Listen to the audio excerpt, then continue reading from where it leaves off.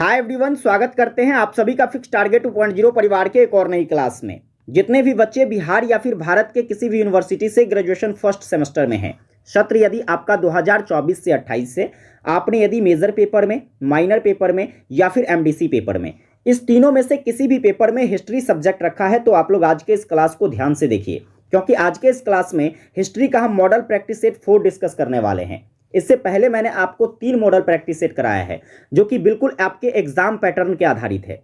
जैसे कि group number A में आपसे ऑब्जेक्टिव क्वेश्चन पूछा जाता है, बी में शॉर्ट टाइप क्वेश्चंस और सी में बच्चे जो है आपसे लॉन्ग टाइप क्वेश्चंस पूछा जाता है। हम सेम पैटर्न पर आज का भी क्लास करेंगे। तो चलिए, आप लोग फटाफट से सेशन को शेयर नहीं किए हैं तो अपने सभी दोस्तों को शेयर कर दीजिए ताकि आपके सारे फ्रेंड्स क्लास को ज्वाइन करें, यूट्यूब पर सबसे बेहतरीन कंटेंट के साथ अपनी तैयारी कर सके। सेशन को लाइक नहीं किए बच्चे, लाइक कर लीजिएगा और चैनल पर नए हैं तो आप भी सब्सक्राइब करके नोटिफिकेशन बेल को ऑन कर लीजिएगा। इसके साथ साथ देखिए, तो आप लोगों को पीडीएफ की बहुत ज़रूरत होती है, तो पीडीएफ आपको हमारे टेलीग्राम ग्रुप पर मिलेगा, लिंक डिस्क्रिप्शन में है, आप वहाँ से जरूर ज्वाइन कर लीजिए। ठीक है, आइए हम लोग बारी बारी से क्वेश्चंस को देखते हैं। जैसे कि देखिए, ग्रुप नंबर ए में आपसे जो 10 ऑब्जेक्टिव क्वेश्चंस पूछा जाता है, इसमें हम सबसे पहला क्वेश्चन जो करेंगे, क्वेश्चंस कहता है कि पुरुष सूक्त का वर्णन जो है यह किस वेद में किया गया है। ऑप्शन क्या क्या है? ऋग्वेद है, सामवेद है, यजुर्वेद है, अथर्ववेद है। अब बताइए आप लोग कमेंट करके क्या होगा इसका आंसर। अगर आपको आंसर पता है तो कमेंट में जरूर लिखिए, इससे क्या होता है तो याद हो जाता है चीजें, है ना। देखो, अब पुरुष सूक्त की बात करते हैं, इसका हम पोस्टमार्टम करेंगे। पोस्टमार्टम कैसे करेंगे बच्चे? तो इसका वर्णन तो सबसे पहले आप देखोगे कि ऋग्वेद में किया गया है। अब ऋग्वेद में कहां पर किया गया है, यह भी सवाल तो बन सकता है ना। तो देखो, ऋग्वेद में टोटल कई गो मंडल पढ़ाए थे आपको। टोटल मंडलों की संख्या बच्चे आपको बताया था 10 गो मंडल है। इसमें जो सबसे आखिरी वाला मंडल है, जो 10वां मंडल है, उसमें आप देखोगे पुरुष सूक्त के बारे में बताया गया है। इसके बाद देखिए आगे यहां से कुछ और क्वेश्चन बनेगा। जैसे ऋग्वेद की बात करेंगे तो इसमें सूक्तों की संख्या आपसे पूछी जा सकती है, टोटल कितने सूक्त हैं। तो सूक्तों की संख्या याद रखना कितना है, 1028 गो। ठीक है, इसके बाद देखो ऋचाओं की संख्या पूछेगा। ऋचाओं यानी कि जिसको हम मंत्र भी कहते हैं, तो टोटल जो है इसमें 10,462 गो मंत्र है। कितने मंत्र है बच्चे? 10,462 गो मंत्र हो जाता है आपके ऋग्वेद में। आगे चलिए, यहां पर देखो तो इसके ब्राह्मण ग्रंथ के बारे में पूछ सकता है। क्या पूछा जा सकता है कि ऋग्वेद के ब्राह्मण ग्रंथ कौन कौन से हैं? तो आप कहोगे सर इसके 2 गो प्रमुख ब्राह्मण ग्रंथ हैं। पहला तो आपका ऐत्रेय ब्राह्मण हो जाता है और दूसरा जो है आपका वह क्या है तो कौशितकी ब्राह्मण है। ठीक है, कौशितकी ब्राह्मण, ये 2 ब्राह्मण ग्रंथ ऋग्वेद के याद रखेंगे आप लोग। चलिए आगे देखो क्वेश्चंस क्या बनेगा। जैसे हम बात करते हैं, अगर मैं आपसे पूछूं बताइए ऋग्वेद का प्रमुख देवता कौन है भाई। ऋग्वेद का प्रमुख देवता के बारे में पूछा जाएगा, आपका जवाब होगा सर ऋग्वेद का जो प्रमुख देवता है वह इंद्र भगवान है, जिसको आर्यों का जनक भी कहा, आर्यों का रक्षक भी कहा जाता है। क्या कहा जाता है बच्चे? आर्यों का रक्षक भी कहते हैं। अब देखो, यहां से एक और सवाल मैं आपसे पूछता हूं, आपको आंसर कमेंट करके बताना है। जैसे मान लीजिए मैंने आपसे पूछा कि बताओ कि ऋग्वेद में जो है अग्नि देवता का चर्चा जो है यह किस मंडल में किया गया है। जल्दी से कमेंट करके बताइए आप लोग, ऋग्वेद में अग्नि देवता का चर्चा जो है यह किस मंडल में देखने को मिलता है। आगे बढ़ते हैं हम लोग अगले सवाल की ओर। आपका नेक्स्ट सवाल है, सामवेद के पाठक को क्या कहा जाता है। अब सामवेद के पाठक के बारे में पूछा गया तो हम सब वेद के पाठक के बारे में जान लेते हैं। एग्जाम में जरूरी थोड़े है कि सामवेद के बारे में पूछेगा, कोनो वेद के बारे में पूछा जा सकता है। तो यहां पर देखिए वेदों की टोटल संख्या कितने बच्चे? 4 गो। पहला आपका क्या होता है? ऋग्वेद, जो कि सबसे प्राचीनतम वेद माना जाता है। अब इस ऋग्वेद के पढ़ने वाले को होत्री कहा जाता है बच्चे। क्या कहा जाता है? आप कहोगे गुरुजी होत्री कहा जाता है ऋग्वेद के पाठक को। इसके बाद देखो दूसरा नंबर पर आता है आपका सामवेद। क्या आता है बच्चे? सामवेद आता है। अब सामवेद के पाठक को हम लोग क्या कहते हैं तो उद्गाता कहते हैं। सामवेद के पाठक को क्या कहेंगे बच्चे? उद्गाता। तीसरा देखो आता है आपका यजुर्वेद। तीसरा क्या आता है बच्चे? आप कहोगे सर यजुर्वेद आता है। इसके पाठक को क्या कहते हैं तो आप कहोगे सर अर्धव्यु कहा जाता है। क्या कहा जाता है? इसके पाठक को अर्धव्यु कहा जाता है। इसके बाद चौथा नंबर पर आता है आपका अथर्ववेद, जो कि सबसे आपका नवीनतम वेद माना जाता है। अब अथर्ववेद के पाठक को क्या कहते हैं तो जो ब्राह्मण अथर्ववेद को पढ़ता है उसको गोपथ ब्राह्मण कहा जाता है बच्चे। क्या कहा जाता है तो आप कहोगे सर गोपथ ब्राह्मण कहा जाता है। तो ये चारों वेद के बारे में ये सारी जानकारी आपको याद रखनी है। अब देखो यहाँ पर इसके क्वेश्चंस का आंसर क्या हो जाएगा तो उद्गाता हो जाएगा। सामवेद के पाठक को हमने क्या कहा? उद्गाता कहा। चलिए अगले सवाल की ओर बढ़ते हैं। आपका नेक्स्ट क्वेश्चन क्या है? नेक्स्ट क्वेश्चन से सबसे प्राचीनतम पुराण किसे माना जाता है? अब पुराण के बारे में पूछ रहा है, तो आप बताइएगा कमेंट करके टोटल पुराणों की संख्या कितने हैं बच्चे, है ना? कुल पुराणों की संख्या कितनी है? तो आपका आंसर होगा सर टोटल पुराणों की जो संख्या है वो 18 गो पुराण है कि नहीं? इसमें आपको कई सारे क्वेश्चंस बनेंगे, जैसे कि देखिए टोटल पुराण तो समझ गए, ठीक है। इसको लिखा किस भाषा में गया है? तो इसकी भाषा जो है बच्चे वह है आपका संस्कृत भाषा। कौन सी भाषा में लिखा गया है? तो संस्कृत भाषा में पुराण को लिखा गया है। चलो अब देखो क्वेश्चंस जो कहता है कि सबसे प्राचीनतम पुराण कौन सा है, ब्रह्म पुराण है, ब्रह्मांड पुराण है, विष्णु पुराण है या फिर भगवत पुराण है? तो आपका आंसर हो जाएगा यहाँ पर सर ब्रह्म पुराण को जो है यह सबसे प्राचीनतम पुराण माना जाता है। वहीं पर जो आपका ब्रह्मांड पुराण है बच्चे, यह आपका सबसे नवीनतम पुराण माना जाता है। सबसे नवीनतम पुराण कौन सा हो जाएगा? आप कहोगे सर ब्रह्मांड पुराण। आगे देखना, यहां से क्वेश्चन बनेगा, जैसे मान लीजिए मैं आपसे पूछूं सबसे छोटा पुराण कौन सा है, तो सबसे छोटा पुराण की बात करते हैं तो आप कहोगे सर मार्कंडेय पुराण को क्या कहा जाता है? तो सबसे छोटा पुराण कहा जाता है। इसके बाद देखिएगा जो सबसे बड़ा पुराण कौन सा है, सबसे बड़ा पुराण, तो आपका जवाब होगा सर स्कंद पुराण को जो है यह सबसे बड़ा पुराण कहा जाता है। इस सब फैक्ट आपको याद रखना है, ठीक है। चलिए यहां से अगर मैं पूछूं आपसे, बताइए पुराण के लेखक किसको कहा जाता है? पुराण का रचनाकार कौन है भाई? तो रचनाकार के बारे में अगर पूछा जाए तो आप कहोगे सर लोमहर्षण जी के द्वारा क्या किया गया था? तो लोमहर्षण जी के द्वारा इसकी रचना की जाती है। साथ में इसका एक बेटा भी था जिसका नाम था उग्रश्रवस। क्या नाम था बच्चे? उग्रश्रवस, ठीक है। इसके द्वारा भी जो है आपके पुराण की रचना की जाती है। तो लोमहर्षण और उसके पुत्र, ये दो आंसर याद रखेंगे रचनाकार के बारे में। अब इतने सारे फैक्ट आपके पुराण से रिलेटेड हो जाता है, पेपर में कुछ क्वेश्चन पूछेगा तो इसी में से पूछेगा ना भाई।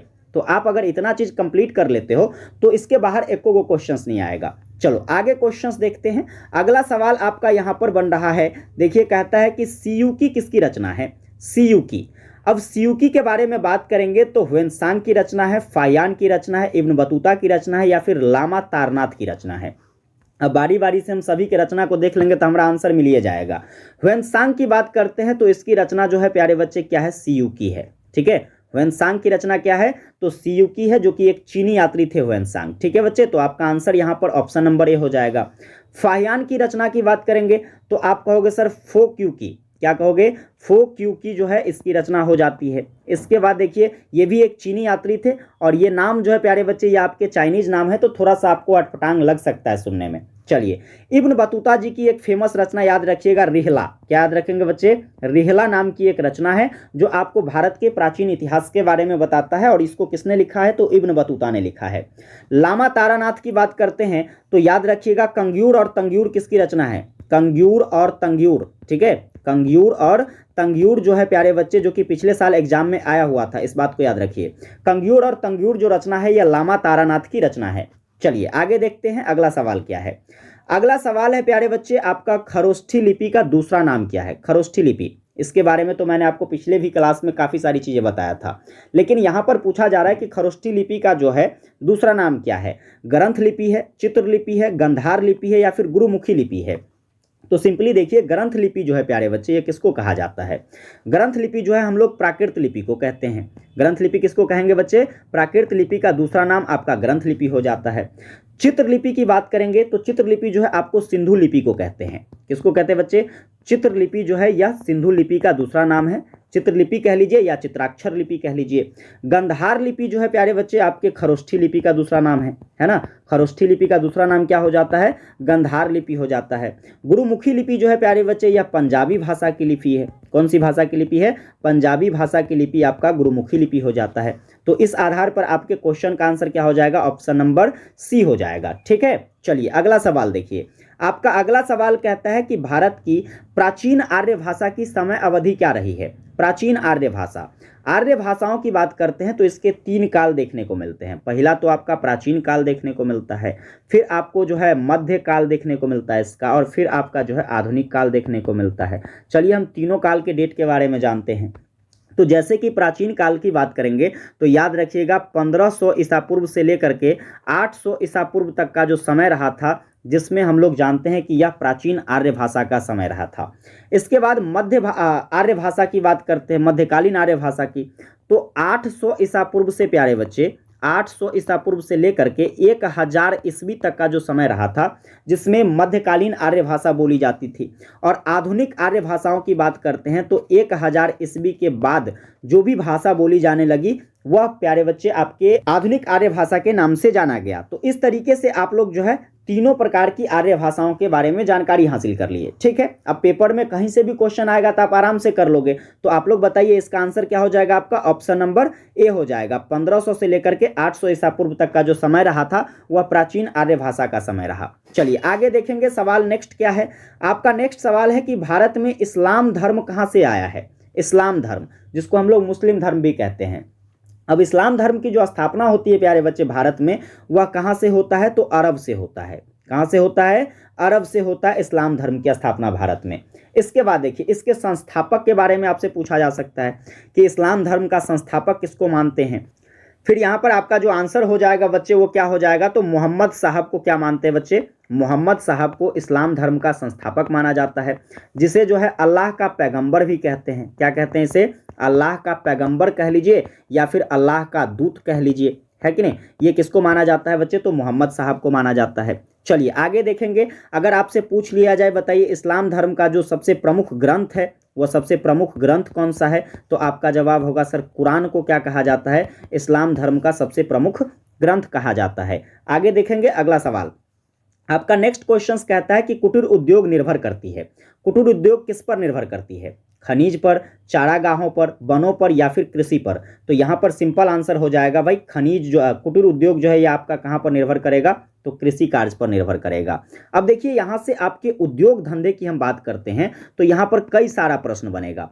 उद्योग के क्लासिफिकेशन की बात कर लिया जाए, यानी कि इसके वर्गीकरण की बात कर लिया जाए तो इसको कई आधार पर बांटा गया है। पहले तो भाई साहब आपको श्रम के आधार पर बांटा गया है। श्रम के आधार पर जो है 3 प्रकार का होता है उद्योग। कौन कौन सा, तब पहला तो आपका बड़े पैमाने का उद्योग, दूसरा आपके जो है मध्य पैमाने का उपयोग और तीसरा जो हो जाता है आपका वह हो जाता है छोटे पैमाने का उपयोग। ये आपके श्रम के आधार पर बांटा गया है। इसके बाद देखिए दूसरा जो क्लासिफिकेशन है इसका वह किसके आधार पर, तो आप कहोगे सर क्या कहते हैं कच्चे माल के आधार पर। ठीक है, कच्चे माल के आधार पर बात करेंगे तो इसको 2 भाग में बांटा गया है। पहला तो भारी कच्चा माल, ठीक है, इसके बाद दूसरा जो है वह आपका हल्का कच्चा माल हो जाता है। फिर तीसरा जो इसका क्लासिफिकेशन किया गया वह स्वामित्व के आधार पर किया गया है। अब स्वामित्व के आधार पर बात करेंगे तो इसको 3 भाग में बांटा गया। पहला तो आपका जैसे कि हो जाता है क्या, तो पहला हो जाता है सार्वजनिक उद्योग। ठीक है, सार्वजनिक उद्योग की बात करेंगे तो जिसमें आपके जो है मालिक कौन होते हैं, तो सभी लोग इसके मालिक होते हैं। दूसरा आपका हो जाता है निजी उद्योग, जिसमें कोई एक व्यक्ति जो है उसका मालिक होता है। और तीसरा जो हम बात करते हैं इसमें आपका हो जाता है सहकारी या फिर संयुक्त उद्योग, है ना, सहकारी या फिर संयुक्त उद्योग, जिसमें आपको जो है इस दोनों की विशेषता, सार्वजनिक और निजी, इस दोनों की विशेषताएं जो है आपको सहकारी या फिर संयुक्त उद्योग में देखने को मिल जाती है। चलिए आगे देखेंगे नेक्स्ट क्वेश्चन क्या है। तो बच्चे जी आपका जो नेक्स्ट क्वेश्चन यहाँ पर कह रहा है कि पारसी धर्म के संस्थापक कौन माने जाते हैं, पारसी धर्म का संस्थापक। अब देखो जैसे कि यहाँ पर हम लोगों ने पढ़ा था, अभी क्या पढ़ा था, जैसे कि इस्लाम धर्म के बारे में अभी हम लोगों ने पढ़ा था। अब हम लोग यहाँ पर देखने वाले हैं कि पारसी धर्म के संस्थापक कौन है। तो देखो यहाँ पर ऑप्शन क्या क्या है, मूसा है, ईसा मसीह है, अब्राहम है या फिर जरथुस्त्र है। तो सिंपली यहाँ पर देखिए मूसा जी की बात करते बच्चे तो यह आपका यहूदी धर्म के संस्थापक माने जाते हैं। कौन से धर्म के, यहूदी धर्म का संस्थापक जब पूछेगा तो आप कहोगे सर मूसा है। ईसा मसीह नाम से ही स्पष्ट है भाई ईसाई धर्म के संस्थापक होंगे। कौन से धर्म के संस्थापक, ईसाई धर्म के संस्थापक आपके ईसा मसीह जी हो जाते हैं। अब्राहम की बात करते हैं तो अब्राहम जो है यह कई धर्मों से संबंधित थे, जैसे यहूदी, ईसाई, इन सभी धर्मों से इसका संबंध था।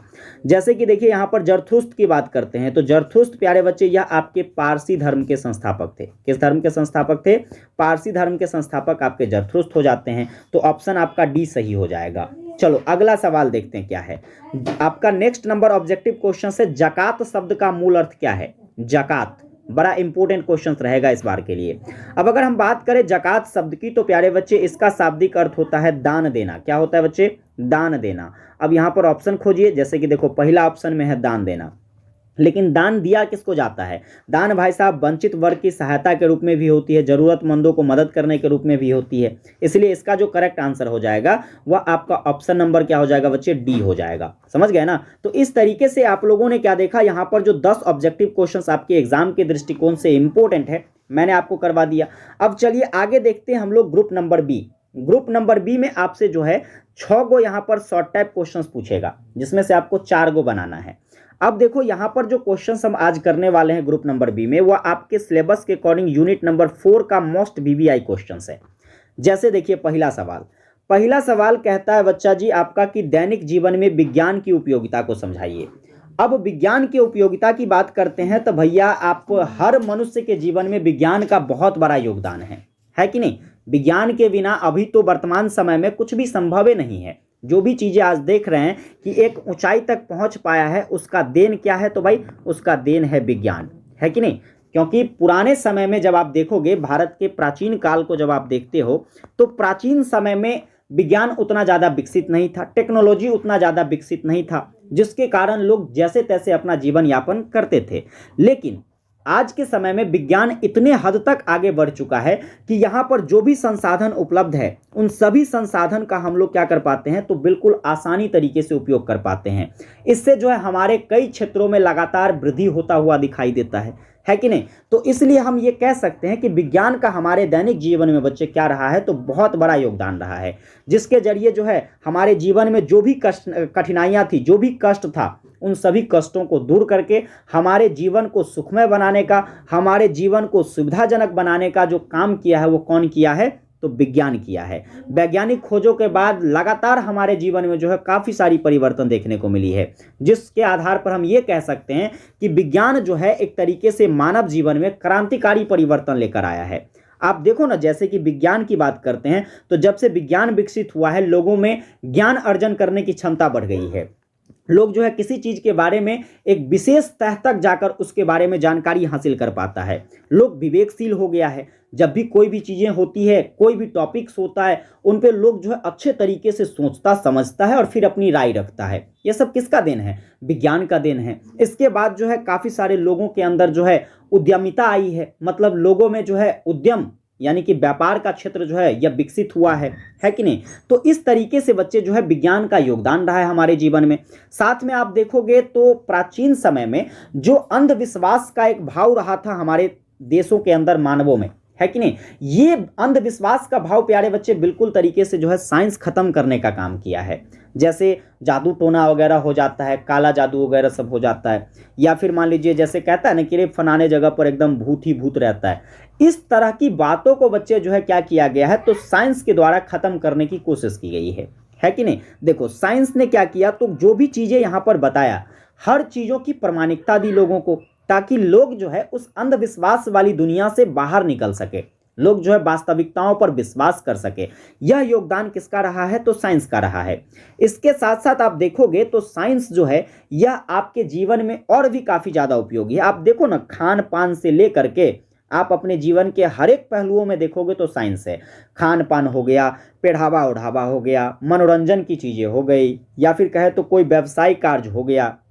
आवागमन की बात करते हैं हम लोग, तो आवागमन में, पर्यटन में, या फिर खेल कूद में, कोई भी चीज़ों के बारे में ज्ञान अर्जन करने के संबंध में, अपनी बौद्धिक क्षमता के विकास को लेकर के, या फिर जनन के क्षेत्र में, इन सभी क्षेत्र में आपके विज्ञान ने क्या किया है, तो घनिष्ठ रूप से जो है अपना योगदान दिया है। अब देखो जैसे मान लीजिए पहनावा ओढ़ावा की हम बात करते हैं, तो पहनावा ओढ़ावा में जैसे कि देखिए प्राचीन समय में आप देखोगे कि लोग जो है चरखा काट कर क्या करता था, चरखा चला करके जो है सूत बुनता था, उससे कपड़े तैयार किए जाते थे। समय भी बहुत ज़्यादा लगती थी और उस कैटेगरी का जो है कपड़ा भी नहीं बन पाता था। लेकिन आज जो है टेक्नोलॉजी विकसित हुई, टेक्नोलॉजी जैसे ही विकसित हुई तो आज सारे कपड़े जो है मशीनों के माध्यम से बनाया जाने लगा। हर डिज़ाइन के अलग अलग प्रकार के हम कपड़े बुन पाते हैं, है कि नहीं है। चलिए आगे देखो, मनोरंजन की बात करते हैं, तो जैसे कि आज हम घर में बैठ करके क्या करते हैं, तो टेलीविज़न वगैरह के माध्यम से जो है काफ़ी सारी फिल्में देख पाते हैं। लोग पहले सिनेमा घरों वगैरह में देखा करता था, या फिर नहीं भी देख पाता था, है कि नहीं। लेकिन आज जो है बच्चे घर में बैठकर हम देश दुनिया की सारी खबरें देख पाते हैं। कोई भी काम जैसे ऑनलाइन माध्यम से जो है हम लोग अपना व्यापार चलाते हैं, व्यवसाय चलाते हैं। ये सब टेक्नोलॉजी का दिया हुआ है, साइंस का दिया हुआ है। साथ में आवागमन की बात करते हैं बच्चे, तो देखो जैसे ही साइंस विकसित हुआ तो अनेकों प्रकार की वाहनें यहाँ पर बनाने शुरू हो गए। जैसे साइकिल हो गया, मोटरसाइकिल हो गया, आज तो ट्रेन, हवाई जहाज, अनेकों प्रकार की जो है वाहन के साधन उपलब्ध हो गए। साथ में खेल कूद की सामग्रियाँ उपलब्ध हुई, लोग विभिन्न प्रकार से जो है ज्ञान अर्जन करके अपनी बौद्धिक क्षमता का विकास किया। जनन के क्षेत्र में जैसे कि देखिए, आज जैसे कि मान लो कोई महिलाएं गर्भवती होती है, तो पुराने समय में ऐसा देखा जाता था कि जब बच्चों को जन्म देती थी तो नॉर्मल डिलीवरी होता था उसका। लेकिन आज जो है तनिक सी समस्याएं होती है, हम डॉक्टर्स के पास पहुंचते हैं, डॉक्टर्स टेक्नोलॉजी के माध्यम से जो है क्या कर पाता है, तो उसका जो है निपटारा कर पाता है, उसको क्या कर पाता है, तो एकदम आसानी तरीके से जो है डिलीवरी करने में अपना क्या करता है, तो योगदान देता है। साथ में यहाँ तक हम ये पता कर पाते हैं, पहले लोगों को ये पता नहीं होता था, आज हम ये भी तक पता कर पाते हैं कि भाई जन्म लेने से पहले गर्भ में ही हम चेक कर पाते हैं कि कौन सा बच्चा है, किस लिंग का है, पुरुष है या स्त्री है। ये सारी चीज़ें साइंस और टेक्नोलॉजी का दिया हुआ है। तो ये सब किसके जीवन में आता है भाई, मानव जीवन में ही उपयोग होता है। तो इस आधार पर यह स्पष्ट हो पाता है कि आखिर जो साइंस है यह कितना बड़ा रोल जो है हमारे मानव जीवन में यह रोल अदा करता है। इसके साथ साथ देखोगे तो आप छोटी से छोटी वस्तुओं को ले लीजिए और बड़े से बड़े वस्तुओं को ले लीजिए, जिसमें आप देखोगे कि बहुत सारी चीज़ें, आपके स्कूटर हो गए, कार मोटर्स, रेल, हवाई जहाज़, रेडियो, टेलीविज़न, टेलीफोन, सिनेमा, है ना, विद्युत से चलने वाली बहुत सारी युक्तियाँ, इसके बाद कंप्यूटर्स वगैरह हो जाता है, अंतरिक्ष यान वगैरह हो जाता है। यह सब साइंस का दिया हुआ है, जिसका उपयोग मानव जो है अपने जीवन में करता है। साथ में कृषि के क्षेत्र में भी विकास देखने को मिला, उद्योग के क्षेत्र में विकास देखने को मिला।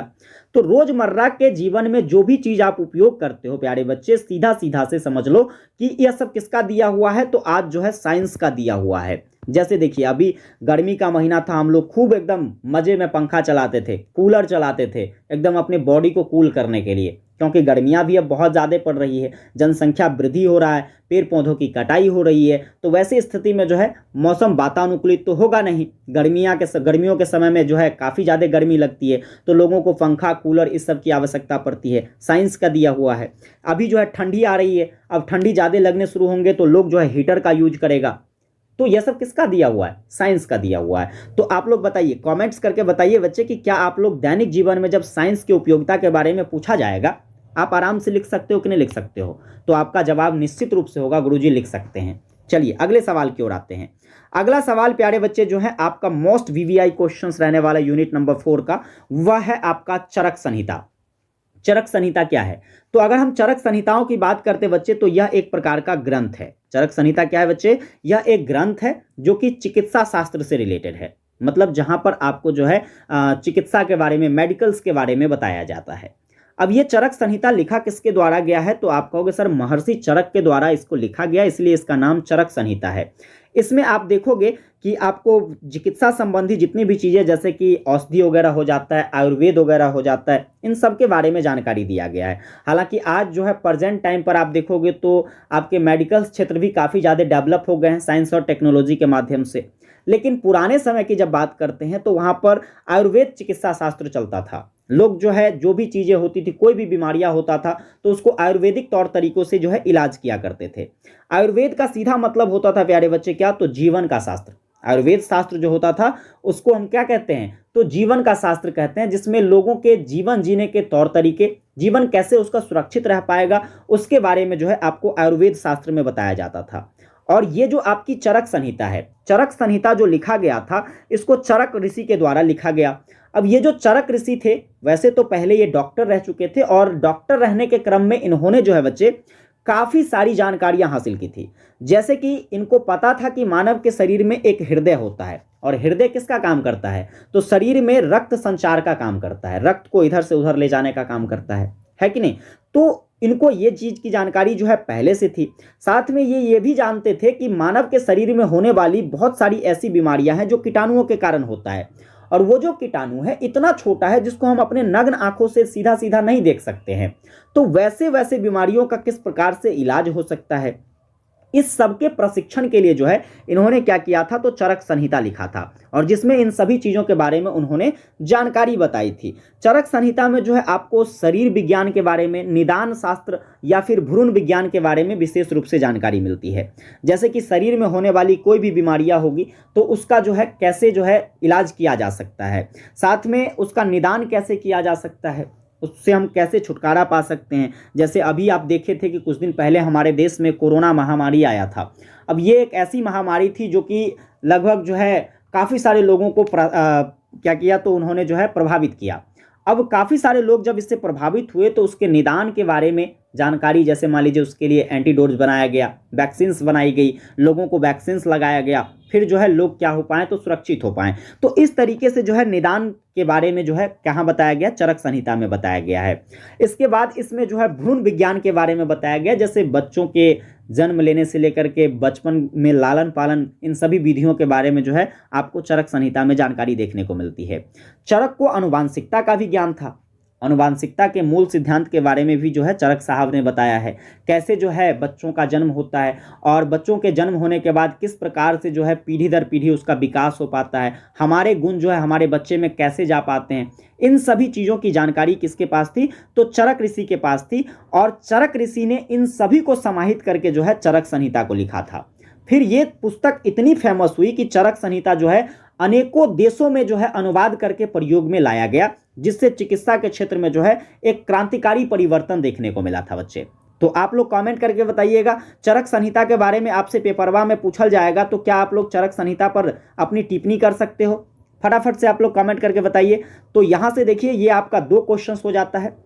आगे देखेंगे बच्चा जी, अगला सवाल जो है आपका तीसरा सवाल, जो कि आपका सुश्रुत संहिता है। ये भी चरक संहिता के समान ही है, लेकिन चरक संहिता में आप लोगों ने देखा था कि यहाँ पर जो है शरीर से संबंधित, शरीर के विज्ञान या फिर निदान या फिर भ्रूण विज्ञान से संबंधित जानकारी प्राप्त थी, लेकिन यहाँ पर देखिएगा तो आपको जो है शल्य चिकित्सा से संबंधित जानकारी मिलती है। किससे संबंधित जानकारी मिलती है बच्चे? शल्य चिकित्सा से संबंधित जानकारी जो है आपको सुश्रुत संहिता में देखने को मिलती है। यह भी एक ग्रंथ ही है, संहिता है मतलब ग्रंथ है कि नहीं? अब देखो इस ग्रंथ को लिखा किसके द्वारा गया है, तो सुश्रुत ऋषि के द्वारा लिखा गया है। सुश्रुत ऋषि जो है एक शल्य चिकित्सा के लिए जो है सुश्रुत संहिता लिखते हैं, और सुश्रुत संहिता जो है प्यारे बच्चे आप कहोगे कि यह भारतीय शल्य चिकित्सा का एक काफ़ी प्रसिद्ध बुक माना जाता है, जिसमें सुश्रुत साहब के द्वारा जो है शल्य चिकित्सा की सभी विधियों के बारे में चर्चा की गई है। जैसे कि मैं आपको अभी आगे बताता हूं कि इसमें कौन कौन सी चीज़ों का विशेष रूप से वर्णन देखने को मिलता है। इन्होंने अपने जीवन में जो भी अनुभव किया था उन सभी अनुभव को जो है अपने इस संहिता में दर्शा दिया। उन्होंने इस संहिता में लिखा है कि चिकित्सा विज्ञान के जो भी विद्यार्थी होंगे, मृत शरीर के विच्छेदन से ही वह अपने कार्य को क्या बना सकते हैं, कुशल बना सकते हैं। जैसे देखिए आप कहीं भी मेडिकल कॉलेज वगैरह में जाइएगा तो वहाँ पर बहुत सारे बच्चे पढ़ने वाले होते हैं और बहुत डॉक्टर्स होते हैं। तो पढ़ने वाले बच्चे जो है वहाँ पर क्यों होते हैं? वहाँ पर एक्सपेरिमेंट के लिए होते हैं। एक्सपेरिमेंट कैसे करते हैं? तो मृत शरीर पर जो है वो अपना एक्सपेरिमेंट करते हैं। तो सुश्रुत साहब यही बताते हैं कि जब तक कोई भी मेडिकल के स्टूडेंट्स अगर मृत शरीर का विच्छेदन नहीं करेगा, मृत शरीर पर अपनी एक्सपेरिमेंट नहीं करेगा, तो वो कभी भी जो है अपनी कार्य में बिल्कुल कुशलता हासिल नहीं कर सकता है। यह आपके सुश्रुत संहिता का कहना है। चलिए आगे देखेंगे, इस संहिता में और भी बहुत सारी चीज़ों के बारे में सुश्रुत साहब ने बताया है। जैसे देखिए तो शल्य चिकित्सा के लिए प्रयोग किए जाने वाले उपकरणों की बात करते हैं तो इसने जो है लगभग 101 उपकरणों की सूची तैयार करके जो है हमें प्रस्तुत किया है। और इसके साथ साथ इन्होंने हमें यह भी बता दिया कि देखो मैं जो आपको 101 उपकरण के बारे में बता रहा हूं, केवल इतने ही जो उपकरण है वह उपयोग में नहीं आएंगे। अगर आपको आवश्यकता अनुरूप लगता है कि हम इसमें कुछ और उपकरणों का उपयोग कर सकते हैं और आप में अगर क्षमता है कि हम उस उपकरण को तैयार करें, तो आप उस उपकरण को जो है स्वयं से भी क्या कर सकते हैं बच्चे, तैयार कर सकते हैं। ऐसी जानकारी जो है सुश्रुत साहब के द्वारा बताया गया। अब इसके द्वारा तैयार की गई जो भी उपकरण थी उसमें जैसे कि चिमटियां हो जाता है, चाकू हो जाता है, सुइया हो जाता है, सलाइयां हो जाता है, या फिर नलिका आकृति वाली जो है उपकरण हो जाते हैं। ये सब उपकरण जो है आपको सुश्रुत साहब ने तैयार करके दिया, बताया कि भाई इसका आप उपयोग करेंगे शल्य चिकित्सा में। बाकी अगर आपको कोई ज़रूरत पड़ती है तो आप जो है समयानुसार उसमें क्या कर सकते हैं, परिवर्तन ला सकते हैं। उस उपकरण का जो है खुद से निर्माण अगर कर सकते हो तो कर सकते हैं। शल्य चिकित्सा से पहले उपकरणों को क्या करना है, तो गर्म करना है। इसने बहुत इंपॉर्टेंट जानकारी ये बताई कि शल्य चिकित्सा जब भी आप किसी भी मरीज का इलाज कर रहे होते हैं, उसके इलाज से पहले जो भी आपके पास उपकरण है उस इलाज में उपयोग होने वाला, उस उपकरण को क्या करो, गर्म पानी में पहले धो लो। अब ऐसा करने से क्या होता है, तो इसने बताया कि देखो जैसे कि कोई भी उपकरण हो, अगर आप उसको गर्म पानी से उपयोग करते समय नहीं धोते हो तो हो सकता है उस पर कोई कीटाणु होगा, और उस पर अगर कोई कीटाणु है, आप किसी मरीज का फिर उससे इलाज करते हो तो हो सकता है कि वो कीटाणु उस मरीज के शरीर में प्रवेश कर जाए, तो उसके अंदर जो है दूसरी बीमारी भी फैल सकती है। तो इसके लिए जरूरी है कि जो भी शल्य चिकित्सा में उपयोग आने वाले जो है उपकरण है, उस उपकरण को कीटाणु रहित बनाने के लिए पहले क्या करो, गर्म पानी में धो। गर्म पानी में धोने के बाद उसका जो है आप शल्य चिकित्सा में उपयोग कर सकते हैं। ऐसी जानकारी जो है आपको सुश्रुत संहिता में सुश्रुत ऋषि के द्वारा दिया गया है। साथ में इन्होंने और भी बहुत सारी चीजें बताई है, जैसे कि देखिए इन्होंने बताया है कि टूटी हुई हड्डियों को जोड़ने, मोतियाबिंद की शल्य चिकित्सा में इन्होंने काफ़ी दक्षता हासिल की थी, और अपनी दक्षता हासिल करने के आधार पर जो है इन्होंने क्या किया, तो अपने इस ग्रंथ में वो सारी बात बताई। और इन सब के आधार पर जो है सुश्रुत साहब को पूरे विश्व में प्लास्टिक सर्जरी का जनक भी माना जाता है। तो ये भी फैक्ट आप लोग याद रखेंगे, क्वेश्चन पूछा जा सकता है कि प्लास्टिक सर्जरी का जो जनक है यह पूरे विश्व में किसको माना जाता है, तो आप कहोगे सर सुश्रुत को माना जाता है। सुश्रुत संहिता में आपको नाक, कान, ओठ, इसके बाद जो है इन सभी चीज़ों की प्लास्टिक सर्जरी के बारे में जानकारी दिया गया। किस प्रकार से नाक का प्लास्टिक सर्जरी किया जा सकता है, कान का या फिर ओठ का प्लास्टिक सर्जरी किया जा सकता है। तो ये सारी जानकारी आपको सुश्रुत संहिता में देखने को मिल जाती है।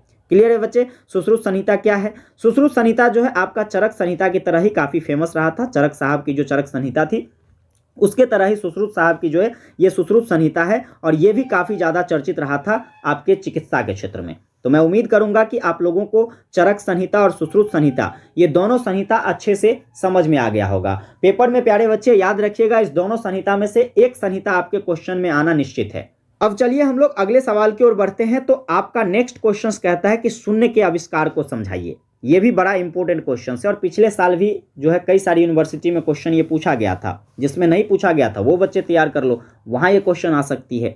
शून्य के आविष्कार की अगर हम बात करते बच्चे, तो देखो इसका आविष्कार जो है सबसे पहली बार किसके द्वारा किया जाता है, आर्यभट्ट के द्वारा किया जाता है।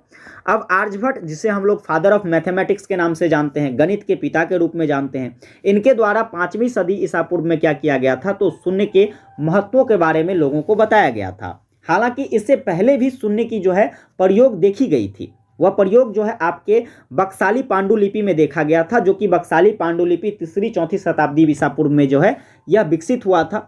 उसमें ही आपको जो है शून्य का प्रयोग देखने को मिला था। लेकिन मौलिक रूप से जो शून्य का प्रयोग है प्यारे बच्चे, वह आपको आर्यभट्ट के द्वारा जो है 5वीं शताब्दी ईसा पूर्व में दिखाया गया।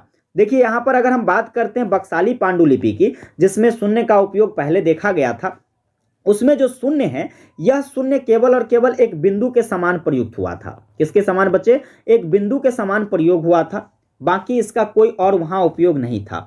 लेकिन उसका विकास क्रम जैसे ही आगे बढ़ा, आर्यभट्ट ने जो है जीरो के उपयोग के बारे में लोगों को बताया, शून्य के उपयोग के बारे में बताया, तब जाकर के जो है 628 ईसा पूर्व में भारत के एक महान गणितज्ञ ब्रह्मगुप्त जी थे, उन्होंने शून्य के सिद्धांत को परिभाषित किया और शून्य के बारे में लोगों को बताई।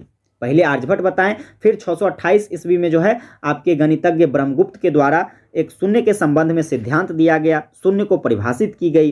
फिर आगे चलकर जो है ब्रह्मगुप्त ने शून्य को जो है शून्य के लिए एक प्रतीक को विकसित किया। जो शून्य है यह केवल एक प्रतीक के रूप में विकसित होगा, है ना, जो संख्याओं के नीचे एक बिंदु के समान स्थित होगा, ऐसा ब्रह्मगुप्त ने बताया था। लेकिन आर्यभट्ट ने इसको काफ़ी चरम तक आगे ले जाने का प्रयास किया।